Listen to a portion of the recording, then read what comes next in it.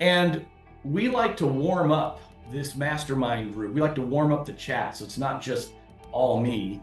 And the warm-up question for today is, what was the best recognition you've ever received or seen someone receive?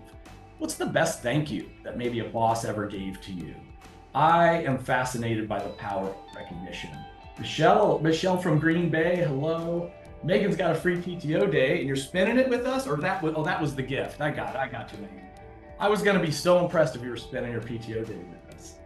But let's see. I have been talking, as most of you know, about employee engagement for decades, and all the research, whether it's from Gallup or the old Connexa research or the LeadX research, is recognition generally is a top 5 driver of employee engagement.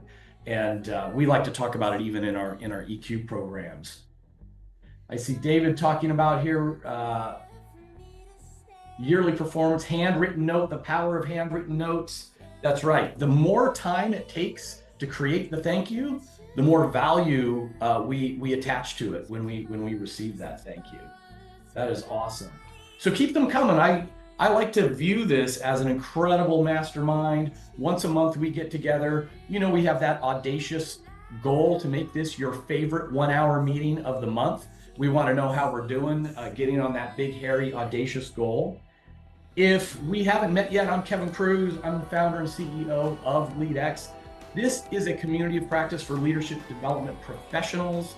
We keep out the vendors and the coaches other than LeadX, and we stay out when we do breakouts and things, because we want this to be a safe space for you to bring your questions, your ideas, your comments. We are listening. I'm getting ready to mute. Our background music is Synergy by Tosh Sultana, who I'm sure you all know is a very popular Australian artist. And the agenda for today, as I mute Tosh, the agenda we have today is our book of the month is Synergy and Sparks, with the author who is going to serve as our co-host today. Dwayne's got a day off of travel. We've got that new segment some of you saw last month where we do a hot take, and we're going to talk about my crazy LinkedIn rants being anti-feedback ratios for giving feedback, and why many of you need to stay out of the classroom, even if you have your certifications in place. And we're going to pick one of those to talk about. And if you stay to the very end, we, of course, are going to end with our top 5 plays of the month, including the crazy research that's blowing minds about growth mindset. So we're going to do that at the very end. And so please, as we're warming up this chat room, don't be shy. You know, this is a conversation for all of us to come and to have. And I'm going to start by bringing in, as again, Dwayne's got the day off. So we've elevated our guest author to be our guest co-host. He is an Emmy Award-winning writer and producer. Evan, I think it's the first time we've ever had an Emmy winner on the show. We've had some big names. First time we got an Emmy winner. He's the co-founder of Pinnacle Performance Company. He's the co-author, you probably know these books, The Pin Drop Principle, The Bullseye Principle. He was included in the list of top leadership speakers by Inc. magazine. He's delivered keynotes on 6 continents. He's here today to chat about his new book, Synergy and Sparks. Please welcome my friend, G. Riley Mills. Gary. Thank you, Kevin. I appreciate it. What an intro. I need to have you go with me everywhere I go to speak. Yeah, you're probably already wondering, like, what the heck did you just sign up for coming into this 1-hour segment, right? Yeah, I'm excited for it. Hey, Gary, we're one big happy family here, and so I love to just chat personally. I haven't talked in a little while, but let people know, like, where are you coming from? Where's home for you? Yeah, so I'm in Chicago, which is where the Pinnacle headquarters is. Pinnacle Performance Company. We're a communication, collaboration, influence firm that we have been around 20 years. So we train in 65 countries, I think now, and who's who of, Fortune 500 in different industries all across the globe. And the Synergy and Sparks book, thank you for holding it up. That's the 3rd of the books that we have in the Pinnacle series, and all published by Wiley, was our publisher. And yeah, so just that book came out last month. So I'm hitting the circuit to get the word out on the book. So happy to talk about it. Gary, I see you mentioned Chicago, and I think I saw you at a Bulls game again. Is that this a preseason game or It something? is. It was the first game of the season last night.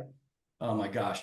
I am so scared about my Sixers, and they're my team. I mean, already Yeah. I cried last night. What a way for the Phillies to end that season. Yikes. Yeah. But already I'm lamenting what will or not be with the Sixers. But fingers crossed, right? Yeah, you'll probably do better than us. It's a little tricky. We haven't been good for a little while. Yeah, we never know who's going to play. But Yeah. Gary, I haven't seen you since ATD, and I Yeah. think, hey, in the chat, has anybody been to one of Gary's talks at ATD? And if you haven't, remember his name for the next time, because literally, it's this. There's spoiler alerts, so I can't. I'm not gonna do any spoilers. Single best talk you will ever see at Oh, ATD. thank you so much. Yeah. So, what have you been doing since ATD? A lot of global travel, or just staying home? Yeah, so just getting the book ready for launch. You know how that is. It Yep. turned it in, then getting all the endorsements, which I'm sure there's a lot of authors on this podcast today. But I naively, when we got our first book deal for Pin Drop Principle, I thought the publisher gets all of the endorsements on the back of the book. And so when they told us you have to get them and you have 3 weeks to go get Oh, them, it was just so nerve-wracking and terrifying. So I did a lot of that in the spring, trying to line those up. yeah. And then, sending the book out into the world. And it's been great. I've been getting great response. People are really, really seeming to find some value in it. So it's been great. Gary, you know me, I'm such a hermit. I like do nothing, but I've got to brag. I just came back from Oktoberfest. Just came back from Munich. Look at my hat. Can you see? That's perfect. Oh, look at this. It's all about the feather, That's like that's really fantastic. good. I'm rocking a good feather. So, who else has been? Thanks, Katie. I like the nice hat, all in caps. Even. Gary, you ever been to Oktoberfest or Munich? I have. It's been a long time. The first time I ever went to Europe, I didn't go to Europe. My wife and I, and we weren't married at the time. We went when we were about 20, 28, 29, and the first country I went to was Germany. And we went to an Oktoberfest, and it was super fun. I just remember it being really crazy and fun. Yeah, we kind of dodged a bullet in that. As soon as we left, they shut it down one day because of overcrowding. It has gotten so popular, especially with Mm. European tourists. And then there was like a bomb scare that like Oh closed. wow. So it got like a whole nother crazy thing. But I didn't know what to expect. And I'm not a big beer drinker kind of guy, but it sort of Yeah, is me like either. if you take like a tailgate party and drop it in a state fair. It's kind of the best way I would That's describe it. probably a good description. I'm actually headed to Berlin to launch the book in Germany on Thursday. Nice. So it'll probably still be going on, right? No, no, it's No, weird. it's It over. starts in September and ends early because Oh, I didn't know the timing of it. Got it. yeah. Next time we'll do it Next together time. next year or something. That'd be fun. So Gary, we're going to come back and talk about your book in a second. I'm Yeah. excited to dive in, but some housekeeping things. And this group knows that we're passionate about emotional intelligence, and this group told us in last year we do an annual benchmark report, and the number one topic that everybody said they were going to focus on this year was emotional intelligence. So we're really doing a lot of work in this area. And I am going to ask a favor of this group to play along because as Evan and I and Dr. Travis Bradbury, as we're working in this space, we are noticing that while everybody understands EQ and what it is, and when they're talking about emotional intelligence, we all use other language. We often use other language when we're talking about it. And what I mean is, I had a client talking to me and said, we really need to bring in LeadX EQ for this team. And they mentioned one particular person I'll call Jordan and said, Jordan really needs to develop her EQ. So then I said, well, why do you say that? What does that mean? And the client then said, well, and then what they said in this case, they just don't know how to read the room. So in this person's mind, like reading the room is kind of an EQ skill, a social awareness skill, which is one of the EQ skills. So help us out. How would you fill in this blank? If you're thinking about someone at work that you're like, you know what, they could use some EQ development, or this is a group that would benefit from EQ. What are you seeing that would make you think that? And I appreciate this. This is great. We're seeing it. Lack of soft skills, Pablo, thank you. Don't know how to speak with clients, getting along with the team, getting along with others. Lack of self-awareness. Mike Kenny, that's awesome. And would you go deeper? Is there like, you know, is that their emotional stress? Is that some sort of outburst? Know how to read people, read the room. I'm seeing self-awareness a lot. Yep. Pause and think. Yeah, the ultimate EQ. Evan, we got gold here because like this languaging will help us to communicate and to understand what people want when they're talking about developing EQ for their team. Low adjustment abilities based on observations, blaming others. Bruce, wow, that's a good one. Yeah, bull in a china shop. Yep, being too direct. I see from my friend Jeffrey, who's also lamenting the Phillies from yesterday. That's great. Keep them coming if you've got more ideas. And this is, I'll just segue into our soft plug. I think all of you know that. If you are looking to bring EQ into your organization, you got two options. You can become a LeadX EQ certified trainer yourself. So sign up for one of our certification programs, or bring in a LeadX trained facilitator to run a workshop. And Evan might have dropped a link, but you can always just email evan@leadx.org if you want to get information about either of these options. And we're trying something new. So we're going to try a public workshop, 4-hour version of LeadX EQ, the workshop and assessment from Dr. Travis Bradbury, October 23rd. So if you're interested, like, well, I'm not ready to commit to the full certification, but let me check it out. Let me do a half-day program. This would be great for you. Or if you have Jordans on your team or in your organization, and it's like, hey, you know, $500, you can come and start that EQ journey. Never ends. And I want to remind everyone that all participants who go through LeadX EQ, not only do you get Travis's new assessment, the book, all the training, we put you in the LeadX platform that includes a year's worth of executive coaching. This is human, not AI. So sign up for the program. The workshop is the start of the journey, and then we want to help you with your EQ habits for the entire year. Again, probably there's a link in the chat, and you can just drop us an email and we can get that to you. All right, enough on that. Gary, let's talk about it. So yeah, I held it up. You know, I've been a super fan. You're my go-to for all things communication. And I want to start though, big picture, because, you know, I made a big deal about your Emmys, but I left it dangling there, right? Everyone's sort of like, how the heck does Gary have Emmys? And these are really interesting pictures I don't see from most business gurus. So Gary, I feel like you're like Batman. You've got the day job, and then you've got the extracurriculars, but they actually do all tie together. Yeah. Let's start there. They're all the same. Yeah, no, I appreciate it. So it's really interesting. So in the new book, in Synergy and Sparks, I quote Travis, right? Where talking about emotional intelligence, and he says, he basically describes what actors do, how actors have to put themselves in the shoes of their character. They have to think like someone who is not them. They have to care for them. They have to, you know, understand how they are seen by other people and adjust their communication accordingly. That is what the book is about, right? It's not just actors need to do that. We all need to do that as human beings. And so that's really the connection, because as you mentioned, my background, I started as a professional actor and screenwriter and playwright. So that was what I studied early on.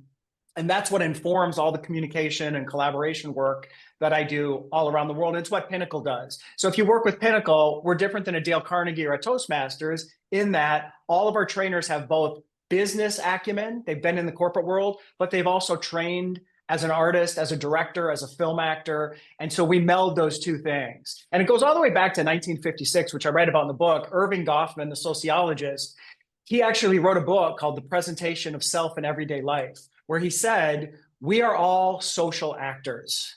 We all change the way we present ourselves, how we talk, the words we use, our approach based on who we're talking to, where we are, and what we want in that moment from the other person. And he wrote a whole book on this concept. And that's what Pinnacle does, is we say, we're not going to teach you how to be an actor, but all those things that we learn as a professional actor, how to have empathy for another person, how to use your voice, your body language, how to craft a message that is compelling, that's going to hook people in and make them want to listen. These are all the things we need as leaders in the corporate environment. We need to be able to do that. So that's the approach that I come at and that Pinnacle comes at from the training. And it's all laid out in the book. We don't teach acting, we teach the actor's mindset, is basically how we describe it. The art and science of effective communication. The science is the psychology, all the research behind how we collaborate and communicate as human beings, but there's also an art to it. And we can teach you that really easily so you can present with confidence. Going back to, I loved all the things people were putting in the chat about EQ. The big one for us is receptivity. And I don't have my glasses on, so I'm not sure if anybody hit on that one in the chat, but the concept of a leader being receptive to other people's ideas and being open to being wrong and admitting when they're wrong. For me in 2025, that is such an important element of EQ, of executive presence, of being a great leader is, can you admit you're wrong?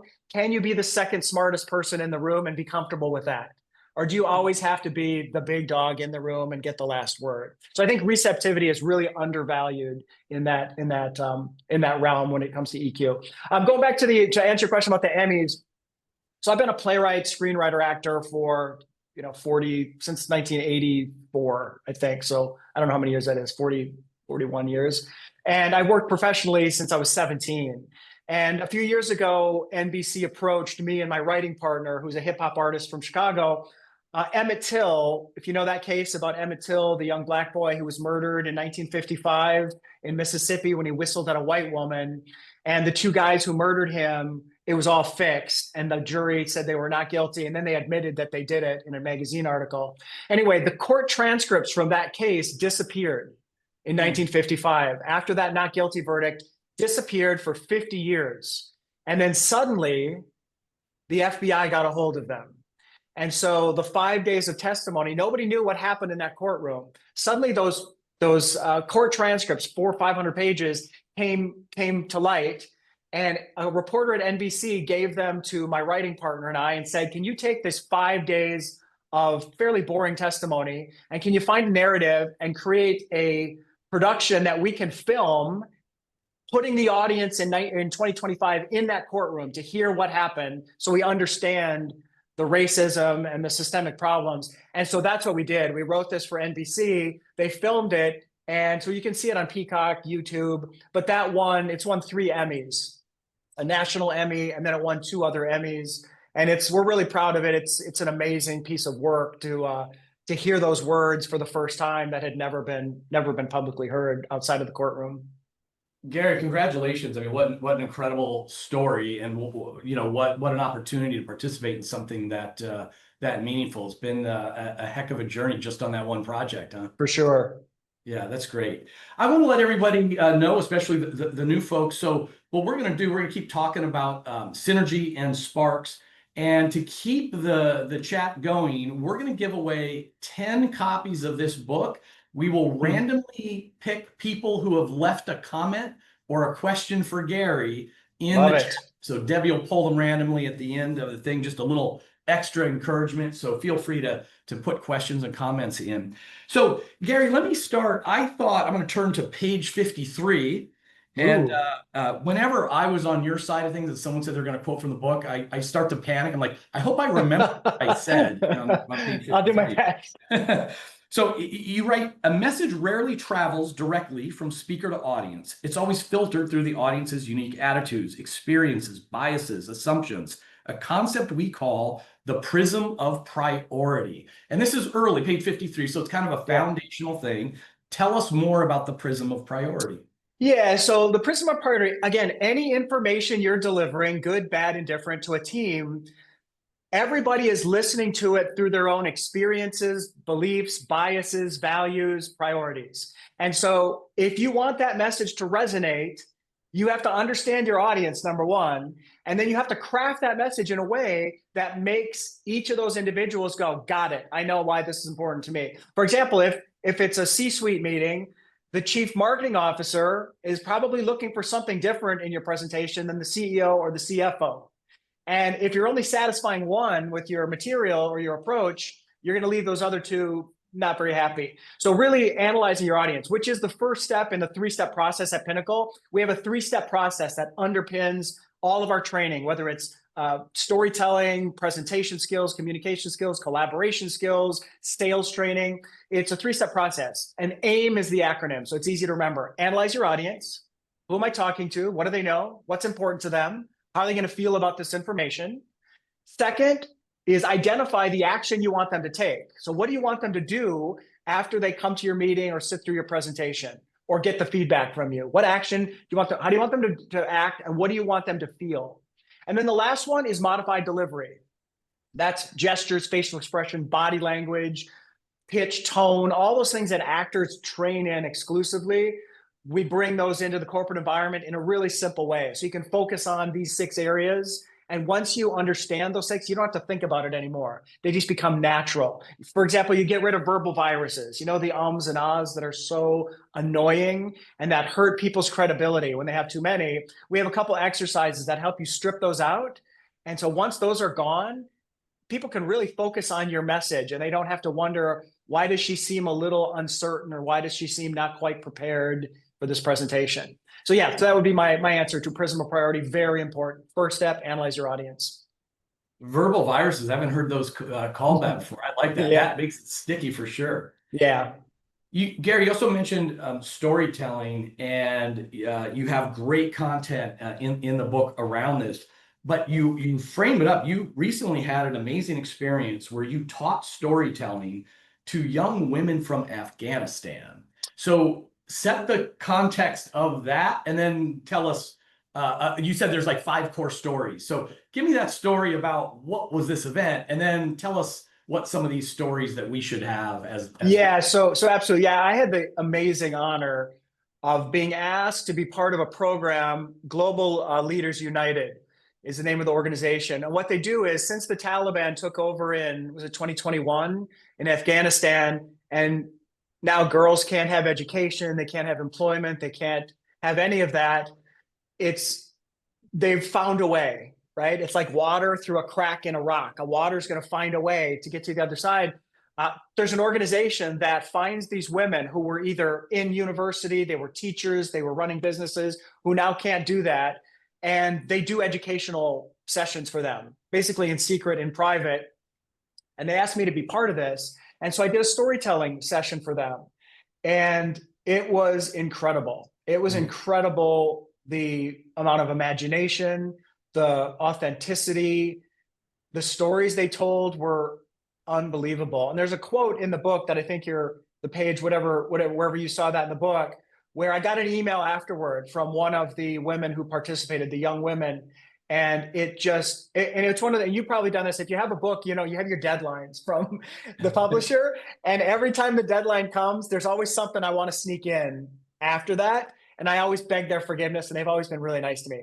This one was like at the deadline. The book had been turned in. It was ready to go to print. And I got this quote, and it just shattered me. It was so beautiful that I reached out to the publisher. I said, please, I know this is going to screw things up a little bit. Can I get this in there? And so I got permission to put it in and got it in. And yeah, it's just a beautiful, how they were talking about sometimes, and I'm paraphrasing, but sometimes your story is the only thing you have. When the world is trying to silence you or make you vanish, sometimes your voice and your story is the only thing that comes out into the world when you're in that situation. It was just, they said it way more beautiful than I did, but yeah, it was an amazing experience. You mentioned the 5 different types of stories. So I'm a big fan of storytelling, been doing it since when I was 14 years old. I studied with one of the most prolific playwrights in the US in a church basement in Minneapolis. And he taught me a little formula for storytelling, dramatic narrative structure, that I've used since I was 14. And it has been my magic carpet that has taken me around the world, written books, children's books, plays, movies, off Broadway. won Emmys using this little formula. And I give the formula away in the Synergy and Sparks book. So if anybody's struggling with storytelling, just know storytellers are not born, they're made. Anybody can be a great storyteller. It's not rocket science, but there is a craft to it and there is a science to it. And so I give you a few simple story structures to get comfortable with in the book, but that one is a really big one. Also in the book, I talk about the 5 essential business stories that, in my opinion, we all should have as leaders at the ready. So the first one is the origin story. How did LeadX happen? How did you come to start this company? I bet you've told that story a few times, but that's a great story. And that people are going to want to hear about that. How did your company begin? How did you come to this industry? How did you become a leader? How did you rise to the leader that you are today? So we love a good, how did you meet your spouse? We love a good origin story because there's lots of information about how you became who you are. So that's the first one. And in the book, I talk about Airbnb. So the book is really stories. If you know, a lot of business books are really, they feel like a textbook. My goal was to make it feel like a podcast. Short chapters, so you're not looking at 35 pages for a chapter, and stories. We go from story to story, and the lessons are woven into these stories that you can then tell these stories in your meetings and your presentations when you need them. The first one was Airbnb. How Airbnb started. It was just ingenuity. These 2 broke dudes in San Francisco had no money, no prospects, and all of a sudden a design conference came and there were no hotels. And so they said, hey, we can make a few bucks. We could put an air mattress, a couple of air mattresses on the living room floor, make them eggs and waffles, and we'll call it Air Bed and Breakfast, you know? And that's how it started. It was sold out, they made money, and that's kind of how the organization starts. So origin story is the first one. Crucible story. So something, a challenge, something difficult, something terrible that happened. Could be a health thing, could be an economy thing, could be you lost a job, any of those things. Everybody has a good crucible story. And if you're watching right now and you're going, I don't have one, I've had a really great life, nothing bad has ever happened to me. We all have the same crucible story from 2020. COVID. You know, in 10 years, when we're still in the workforce and the younger folks who didn't experience COVID come into the workforce, we all have stories of how goofy this was, how crazy this was, how terrifying this was, how anxiety inducing this was, and how we got through it. So a crucible story is also good. Another one is a solution story. So how did you or someone you know provide a solution to help another person do something that they needed to do? That's a great one, especially if you're in sales or you're a leader. Fifth one is a value story. So a value story can go one of 2 ways, which is why I love it. A value story could either be about, what are your values? Tell me a story that tells me what you'll fight for or what you'll never stand for. This is unacceptable. Tell me a story that tells me your values or your company's values. Or it could be just how you bring value. So you could also do that one where here's something that I brought value to a team member or a friend or a client, and I can do the same for you. So value story is awesome as well. I talk about Nike. I use that example in there. And then a pie in the face story. That's one of my favorites. A pie in the face story is a story where you screwed up. Man, you misjudged. You embarrassed yourself. You really did a dumb thing. But most importantly, you learned from it. You grew, you learned. And now I'm going to tell you this embarrassing story about something that happened to me in my first job and how dumb I was, so that you can not make that same mistake. So we love a good pie in the face story. The Kellogg School of Business has a recent study they did that they found, I read about it in Synergy.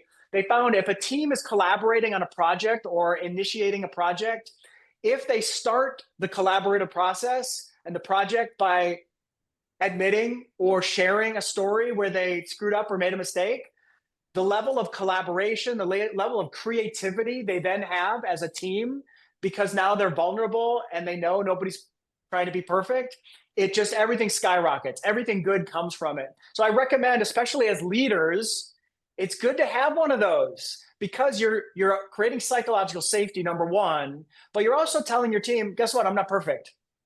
You don't have to be perfect either. If you make a mistake, let's learn from it, not repeat it, of course, but we're all going to make mistakes. Things are going to happen that we misjudge. It's okay. It's okay. It happened to me too. But let's learn from it and let's not make the same mistake twice. So those are the 5 different. Oh, and my favorite in the book, I have an example for each one. So you can see an example of each story. For the pie in the face story, It's a good one. Kodak. Mm. Kodak, years and years and years ago, I think it was the 70s, one of their engineers came into the higher ups office and had this big contraption, this big metal contraption, and said, "Hey boss, I got to show you what I just invented. You're not going to believe this. It's a camera that doesn't use film." And the big bosses they were the number one. Obviously, remember Kodak was like it. There was like Fuji, or that was like the kind of competitor, but they just owned the market for film. The higher ups, the first thing they said to the engineer was, "That's cute. Don't show that to anybody. Bury that, because that would make our product obsolete." And so where they could have got ahead of it, they didn't. They didn't see the future. They didn't think creatively, and they buried it. And then by the time somebody else had come up with it, Kodak got their lunch eaten, and they were basically gone. So I tell that story in the book as well, as a pie in the face story that we can all learn from. Yeah, Gary, I think I love all 5 of those stories, and especially as leaders, I think being able, especially if you're new to a team or someone has just joined your team, to be able to talk about, look, here's my approach to leadership, and it's mine, not some SL2 model or grow coaching that everybody has as generic. This is my origin story as a leader. These are my values, and to tell it in an engaging way. Yeah. More than ever. Gary, I want to hit a few of the questions that have come in from the chat. And Dr. Mike is asking, and several people are asking about how do you actually customize your communication for diverse audiences. And Dr. Mike is saying, if you're familiar with the DISC behavioral assessment, dominance, conscientious, social, et cetera, how does your theory of social acting, presentation connect with the different versions? Are you adapted, or do you have a natural style that you lean to?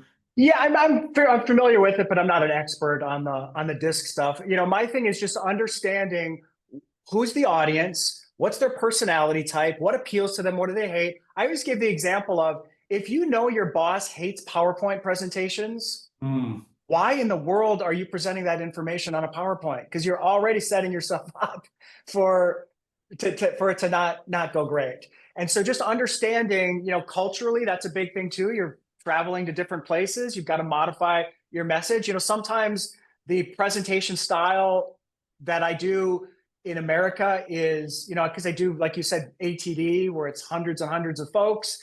I like to create a session that at the end of ATD, they're still talking about the one I did, because it's unexpected. Things happen that they would not expect to ever happen. And one example, because I retired it, I don't do it anymore. I think this is the one you might be referring to. But if anybody on here knows the Phil Davison video from 2010 that went viral, "I will not apologize for my tone," the guy who was running for office in Ohio. Can you just put in the chat yes or no if you know who I'm talking about? He looked like a maniac. He was trying to get votes, and he looked like a maniac. Are they saying no, or are they saying yes? Everybody's saying no. Oh my gosh, this is so good. He went viral because he looked like he was a maniac. And what happened was, he was #1 on Google, worst speaker of all time. And I think he still is. If you Google worst speaker of all time, this guy, Phil Davison, in this video, which you can watch online, it comes up. And what happened was, in 2010, right after it happened, our first book had come out, and we would show that video because it really displays what people are doing wrong. He didn't understand his audience. He didn't modify his delivery to meet the needs of the audience. He just scared everybody to death because he looked like he was on drugs or out of his mind. And so we went and found him. We went and tracked him down, and we said, "Hey, we got a deal for you, Phil. We have this communication skills firm. We'll fly you to Chicago. Can we spend 2 hours with you? We want to see if we can make you a great speaker. We want to take you from the worst speaker of all time, according to Google, to see if we teach you our methodology. Can we make you great?" And he was game. We were shocked. He was like, "I'm in." We flew him up. We spent 2 hours with him. And then at the end of the 2 hours, we said, "Phil, do you remember the words to that speech that made you famous?" He goes, "I do. I have it memorized."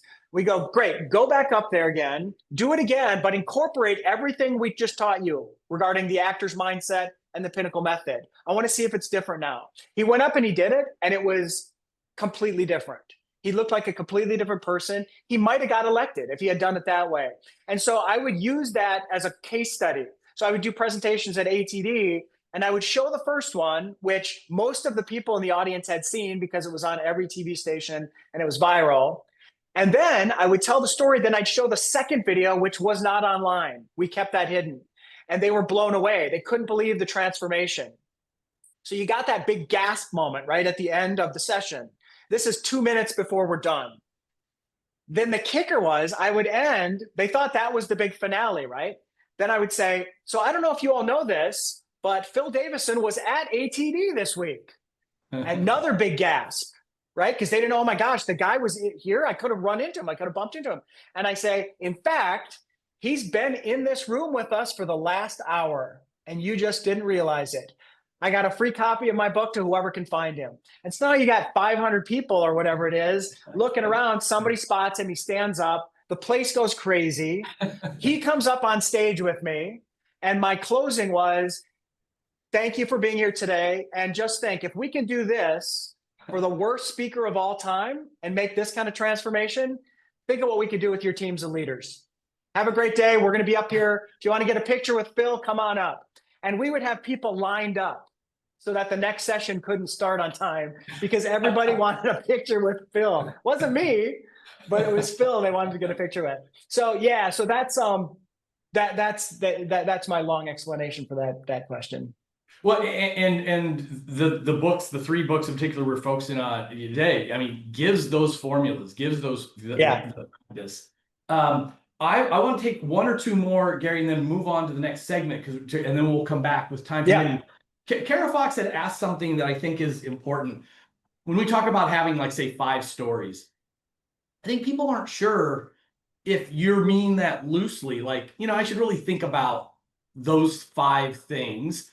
Or, like, do I write them out on a piece of paper and memorize them and study them? You know, she's saying, like, do you polish them so that you can draw on each one? To what degree? What's your recommendation? Yeah. So again, think of an actor, going back to the actor's mindset.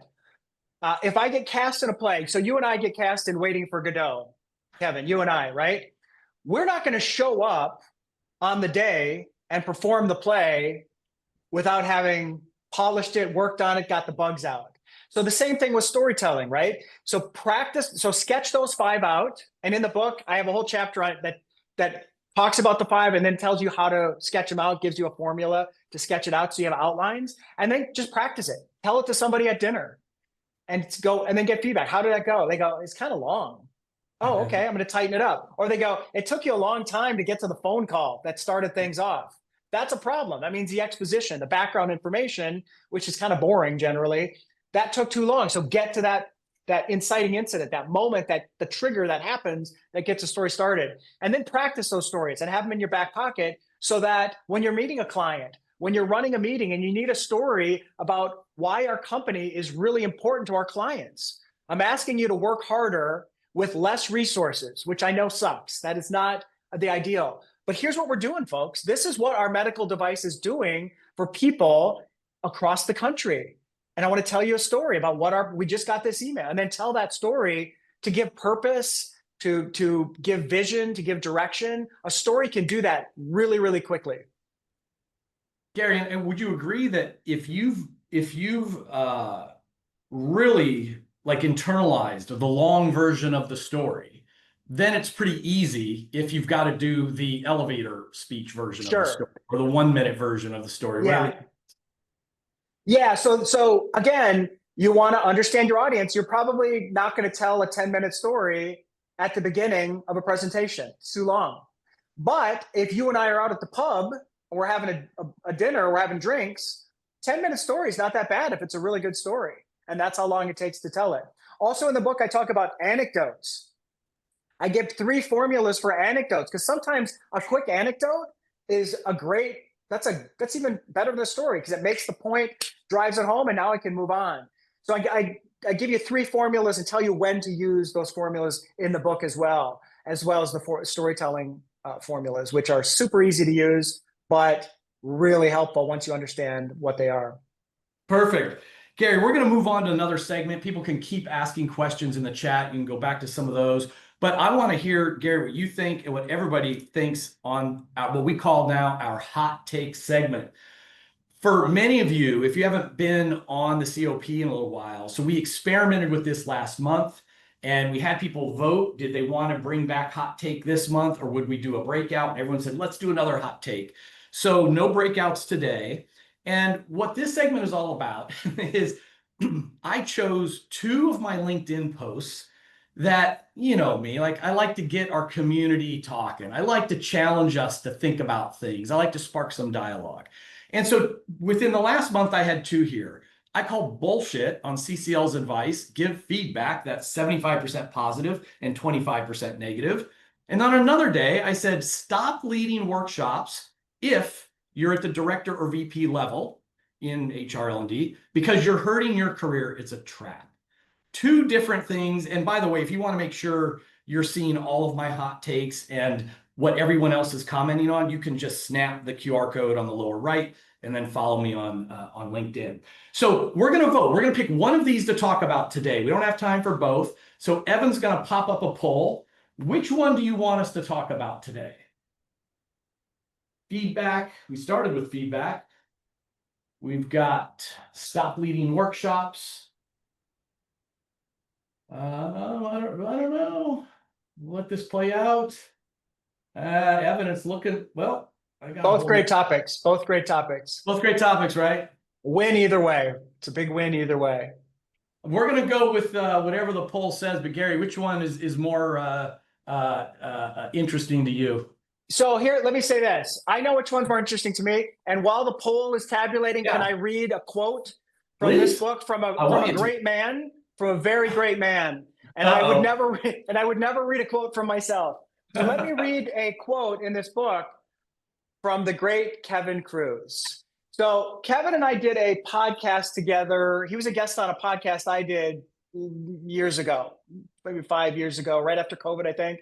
And you said something in that podcast that I immediately wrote down, and I'm like, I don't know where I'm going to use this, but I must use this. And it was one of those things where it was so eloquent right off the tongue, because it was not, we didn't plan anything. It was your answer to a question. And it's about how great leaders understand their team. They understand their team, what we've been talking about, prism of priority, giving feedback. And so let me read this while we go.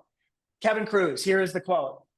He said, you said, good leaders know each person. They know their strengths, their limitations, their styles. And so you start there. The classic saying goes something like this. The average manager plays checkers, treating team members as mere pieces on the board, while great leaders are playing chess. Different pieces have different names, and they move in different directions. Great leaders take a strengths-based approach to their leadership and try to match people to things that they're going to be great at and that will give them the energy they need. So I just really appreciated that quote, and thank you for letting me use it in there. But it goes to what you're talking about here with, kind of with both of these topics. Which one won? We've got Evan. So we're going to go with stop leading workshops topic is what we're going to go with. Gary, that was very kind of you. Of course, I'm like, sweating because I don't like that kind of. It's a great quote. It's a beautifully eloquent quote, and I love it. I appreciate that. Now everybody knows when they write a book, they just need to throw a quote from me in, and I'll just have them on the program. So let's talk about it. So I said, everybody can see it on the screen. What I'm saying is, if you're at the director or VP level, what I hear over and over again from our clients is they'll say, oh, usually they're like, if they've got a certification, I'm certified in DISC, I'm certified in SL2, I'm certified in StrengthsFinders, whatever it is. And so I lead those sessions in our learning journeys. And they'll give me 1 or 2 reasons. Often it's just, hey, why hire a vendor or someone to do it? I'm going to save our company money. I don't have to drop $2,500 on a facilitator or whatever it is. But I also hear maybe equally is like, it's great for me to meet people, the managers, the leaders, to build relationships personally in it. And those are valid. My fear, my contrarian advice to my friends who are in these positions is that if you're at that director or above level and you are facilitating a workshop, you're framing yourself as a facilitator, as someone who could be hired at a lower salary than you're making, or that you could be replaced with the $2,500 person. And it's all nice and fine in good times, but in terms of who's getting promoted, is it someone who looks more strategic, who's spending their time on strategic issues? Or is it someone who they think is spending their time in the classroom? And, I spend a lot of time doing talks and workshops. So we love it. And I think the trap is that we all, L&D folks especially, we all come up and generally get some facilitation skills. And we're in this business because we want to help. We want to connect. We love this stuff. So we want to keep doing it. But we might be taking the opportunities away from others on our team and then framing ourselves in not the best light to the C-suite in terms of what we're giving back. In the comments in LinkedIn, I did get some new perspectives on this, but what do people think? Tell me I'm wrong. How am I wrong? Gary, what do you think? No, I definitely agree. And some people had said, it scrolled up now, I can't remember who said it, but somebody said, hey, what if you're in a small company, you got 2 people and you don't have a budget maybe to bring in, a facilitation company or whatever. I think of Pinnacle. When we first started, it was me and my business partner. We had an idea. We had no clients. We're like, hey, we have this idea. I think it's going to work, but let's try it. And so it was me out there doing the training. 2 days, we go to India for 5 weeks. I'm working every day, 8 hours a day. And then as we grew, we brought on a team of trainers. So I don't really do the training anymore unless it's a very specific thing, like the Queen of England. The Queen of England hired me to teach storytelling to the royal household. I'm like, I'm taking that gig. Like, I'm happy to go do a full day for the Queen. But yeah, I think in general, I agree. It's not a great idea if you can avoid it because of the frame, because of exactly what you said. Yeah, well, and Gary, on our side of the table, I think it makes a lot more sense. But I saw a comment from Mark. Mark Osborne. Mark, do you mind unmuting your microphone for a second? Good to see you, Mark. Yeah. Hey, Kevin, how you doing? Can you hear me okay? Yeah, I can. So I read your comment. For people who didn't see it. Share your perspective on this. Yeah, my thought was just if it's to save money, no. But I think, I've always seen a lot of value in leaders leading learning. And I think, for a leader who has experience, nothing better than for the top down to drive culture. And I think, if you have, if EI is the topic or situational leadership, whatever it is, if the leaders are demonstrating it and they actually know it well enough to present it and share it to a degree, I think it just adds value to the organization. So don't know if that makes sense, but that's what I was thinking. Yeah, Mark, and that's what I thought was important. And I think I said this in the LinkedIn piece, is that, look, I'm all for, like, it was great. The old Crotonville, Jack Welch, would personally lead, a lot of the leadership development stuff, but it wasn't all. Like, usually the executives come in for key segments, right? Or the morning hour or something. And so first of all, I wanted to, clarify that I think anytime you can go in as the expert, the guest expert, et cetera. And I acknowledge that when you do, if you're a VP or a director and you are leading that SL2 workshop or the DISC workshop, it brings incredible credibility. Like, definitely the training is better. It will be received better. And I selfishly say, watch out for your career, right? Watch it. This is definitely am I hurting myself by enhancing this thing? And I have just, Mark, you and I know, like, so many people in our world over the last 20 years who, with no notice, get riffed out of their organization, and all of a sudden they're off of an association board or something with very little notice. And it's like, oh, I guess I got viewed as replaceable somehow along my last 10-year career. So that's what is on my mind. It's definitely that perspective of, how are you positioning yourself to the higher ups? If you've got time to be the primary facilitator for 2 days of DISC or SL2 or whatever the heck it is, okay, are you replaceable or not replaceable? So that really is a selfish perspective, is I guess where I was coming from. Yeah, Angela has a really good point she has a really good point where she says, I don't see it as either or. It's all the circumstance. Is it the right circumstance for me to do it? Which I think is super smart. And what's the result going to be? What's the reaction going to be? Is it going to help me or hurt me? That's fair. Yeah, of course.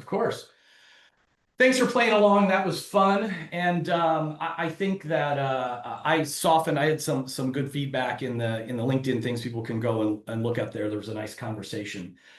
That brings us to, we've only got about 10 minutes, and I always like to share. It's not always directly about L&D stuff, but I like to share like the top 5 things that caught my eye since we all last got together last month. It's kind of a spin-off of ESPN's top 5 plays of the day.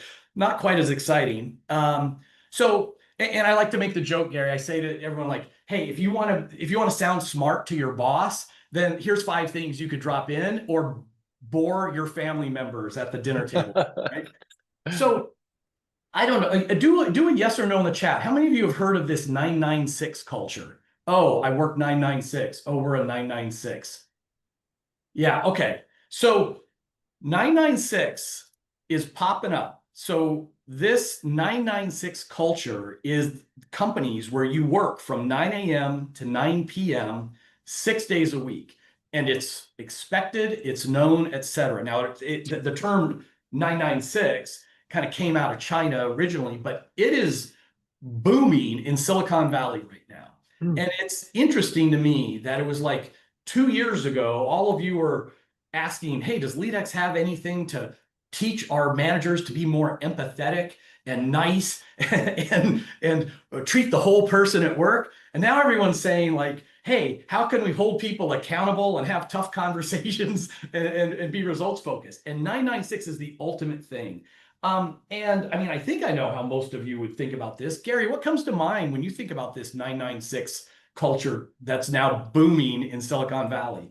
So I'm working 12 hours? 12 hours a day, 6 days a week. That does not sound appealing to me. That is sometimes what, when I train in India, sometimes their work schedule during busy seasons is they just never see the light of day because they're working so much. Yeah, that doesn't sound like anything I would like. When the people who are doing this promote it and talk about it on Twitter, what I see, or X, whatever, they're saying, what's the big deal? You know, you work till 9 o'clock at night. You go have dinner with your friends and hang out for an hour or two. You go home, get a good night's sleep, wake up at 6 or 7, work out at the gym, run some errands, and get to the office by 9. What's everyone else doing anyway? Sitting on the couch, you know, scrolling TikTok. And so it reminds me of nurses. Like nurses sometimes have that schedule, right? Where they're 3 on, 4 off, or whatever it is. It's usually not 6 days a week forever. Yeah, no. And when they tell me that, I'm like, that sounds hard. You're on your feet for 12 hours? I don't want to do any job for 12 hours. Yeah, and so I like what Kendall Murray just put in the chat. So yeah, I do too. When I started my first company, I was 22 years old, and I lived in my office and worked every day for 365 straight days. I didn't have enough money to have an apartment and an office, and back then, a bazillion years ago, you couldn't work from home. Yeah, that wasn't a thing. So I got a 1-room office, kept the pillow in the filing cabinet, and I slept underneath my desk. I worked Christmas, my birthday, Saturday, Sunday, 365 days. And then I went out of business because I ran out of money, ran out of credit card debt. And I don't regret it. But to Kendall's point, like there's a difference between being the founder who has the chance for a very big payoff. And I think all these young people, and let's face it, those of us with kids and stuff can't do the 996. We shouldn't, right? So it's really saying, it's sending a signal. We want young people to work here. We're going to work you 996. And oh yeah, you'll hit it big when we go public or something. And most, 99 out of 100 companies don't do that, or it's the founders only. So I think there's a lot of people that are kind of getting hoodwinked is my take on this. Yeah, I hadn't thought about the young people thing, but when you just mentioned that, I'm like, okay, so what if you have a kid in 4th grade, you want to go to their baseball game? So you're going to miss all their baseball games now because you're working till 9 o'clock. And you're going to have no life because by the time you get home at 9, you're exhausted. Yeah. And Gary, here's the thing. These are all these AI startups and everything. It's like another boom in tech. Yeah. And they are bat signaling, we only want young people.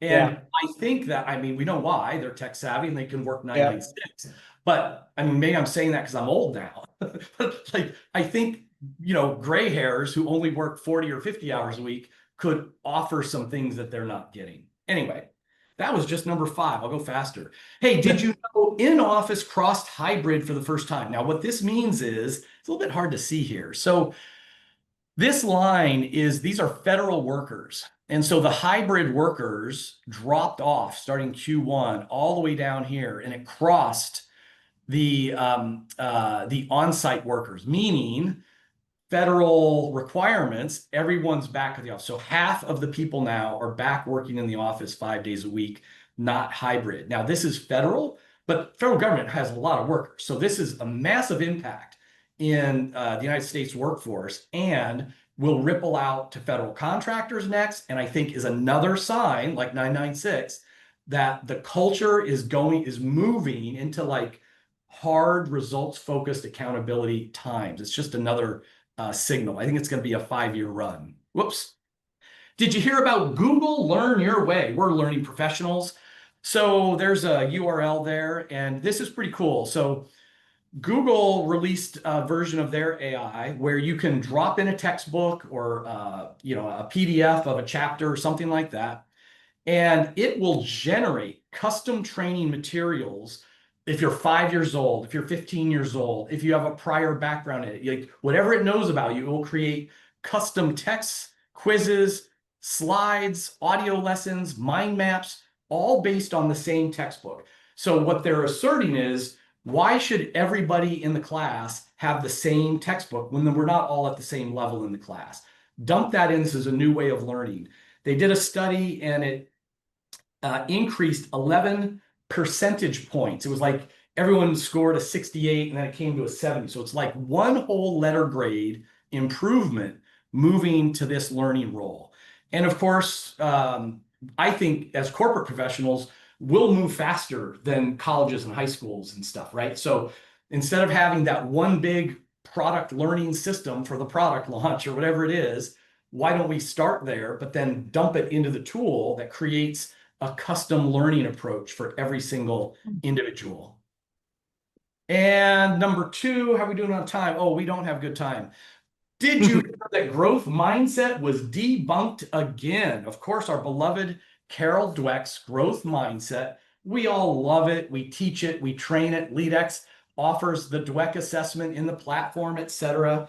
And once again, this is the biggest review yet. 24 different randomized controlled trials show that there is minimal to no positive effect on overall academic achievement. And what the authors found out was there's publication bias, meaning if you had a little poorly designed trial that shows growth mindset had an impact, journals wanted it. If you had one that was bigger and well-designed that showed no impact, well, that's boring. We're not going to publish a paper that shows no impact. So the caveat here is, Carol Dweck's work, most of us don't remember this. It was all about students. It was like, hey, 4th graders, you can improve your intelligence. You can get smarter. And we kind of all adapt. Her book is really all about academic application. And so this is also studying the academic application. It doesn't mean the ideas behind growth mindset are bad ideas, of course. I always add that word yet. I can't make a great omelet yet, right? There's little tips in there that I like, but the data just isn't there. Finally, with 1 minute left, oh, I can't even do this. Did you hear about Sora 2, deepfakes for everyone? So we've been talking a lot about AI-generated videos. Just know there's a new app. It's from the ChatGPT people called Sora. It's out now. And the videos are the same as Hollywood videos. And when they released it, they didn't even put intellectual property protection in. So you could say in one sentence, show me Mr. Rogers talking to Tupac, hit a button, and it looks completely real. Sam Altman stealing chips from a Target, sci-fi, SpongeBob, cat stealing fish. And what you're now seeing is your favorite videos on Instagram that, oh, look at that, raccoons on a trampoline. It's all fake. It's just AI. What we're seeing here, we'll talk about this more in the future, is like what happens to our world when we just can't tell if what we're looking at, including of our friends and each other, is real or not. Gary, what do you think about this from a filmmaking standpoint? Yeah, so Not great, not great for people in my industry, but you know, you hope that the human aspect of what we do as leaders is never going to be completely replaced. You know, AI can really only think backwards, right? It can't see into the future and bring things from the future. So yeah, it's terrifying for my industry, but yeah, it's interesting.